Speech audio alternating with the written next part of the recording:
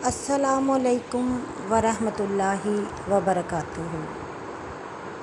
ایک مرتبہ ایک نوجوان حضرت ابراہیم ادھم کے پاس آیا اور اس کو کہنے لگا کہ جناب، مجھ سے گناہوں کی عادت نہیں چھوٹتی، میں روز گناہ کرتا ہوں، توبہ کرتا ہوں، مگر پھر گناہ کر لیتا ہوں۔ آپ مجھے کوئی ایسا طریقہ بتائیں کہ میں گناہ بھی کروں اور مجھے عذاب بھی نہ ہو۔ اس پر حضرت ابراہیم بن ادھم نے کہا، اچھا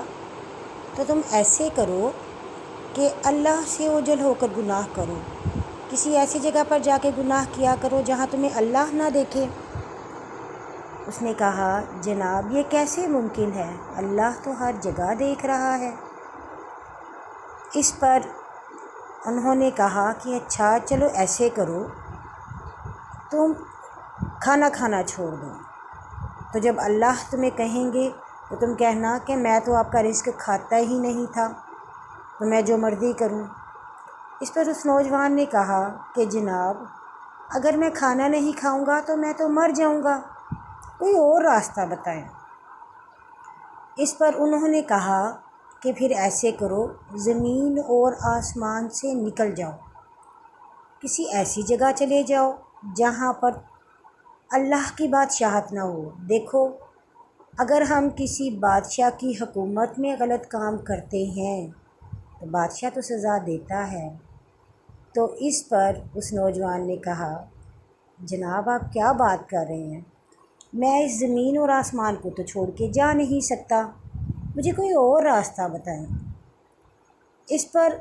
ابراہیم بن ادھم نے کہا کہ چلو پھر ایسے کرنا، جب ملک الموت تمہاری جان نکالنے آئے گا نا تو تم کہنا کہ میں نے تو تمہارے مالک کی نافرمانی کی ہی نہیں، جاؤ تم۔ اس پر اس نے کہا، جناب جب موت کا وقت آ جاتا ہے تو وہ تو نہیں ٹلتا۔ پھر انہوں نے کہا، اچھا پھر ایسے کرنا کہ جب قبر میں منکر اور نکیر تم سے سوالوں کے جواب پوچھنے آئیں تو تم کہنا، جناب میں تو اس خدا کی نافرمائی میں نے کی نہیں ہے جس کے آپ بھیجے ہوئے ہیں، تو میں تو کوئی سوالوں کے جواب نہیں دوں گا۔ اس پر اس نوجوان نے کہا، آپ کیسی باتیں کر رہے ہیں، قبر میں انسان تو مردہ پڑا ہوتا ہے، وہ تو خود ہل بھی نہیں سکتا، لوگ اس کو وہاں دفنا کے جاتے ہیں، قبر کا حال تو مردہ جانتا ہے اس میں کیا ہے یا نہیں، تو جہاں تک ہمارے دین کا علم ہے ہم وہاں پہ نہیں بول سکتے۔ اس پر انہوں نے کہا، اچھا پھر ایسے کرو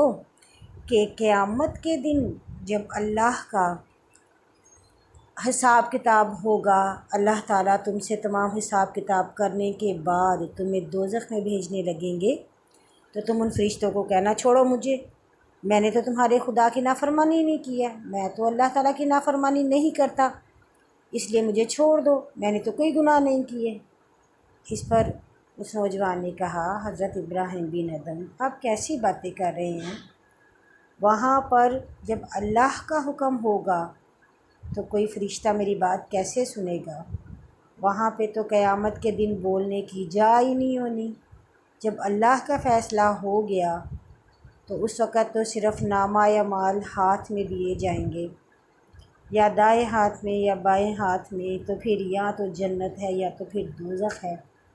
اسی پر عمل ہے، کوئی بول نہیں سکتا۔ یہ کہنا تھا کہ وہ نوجوان زاروں قطار رونے لگا اور اس نے کہا کہ اے بزرگ، آپ نے مجھے صحیح راستہ دکھایا، اب میں گناہوں سے سچی توبہ کرتا ہوں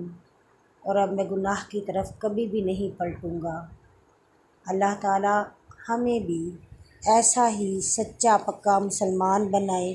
اور توبہ کرنے والا بنائے، کیونکہ اللہ تعالیٰ کو توبہ بہت پسند ہے، اللہ تعالیٰ کو وہ بندہ بہت پسند ہے جو کہ گناہ کرنے کے بعد توبہ کرتا ہے۔ اللہ تعالیٰ بالکل اس انسان کی ایسے ہی معافی کر دیتے ہیں جیسے کہ وہ اپنی ماں کے پیٹ سے بھی پیدا ہوا ہو۔ اللہ تعالیٰ ہمیں بھی اس پر عمل کرنے کی توفیق دیں، آمین۔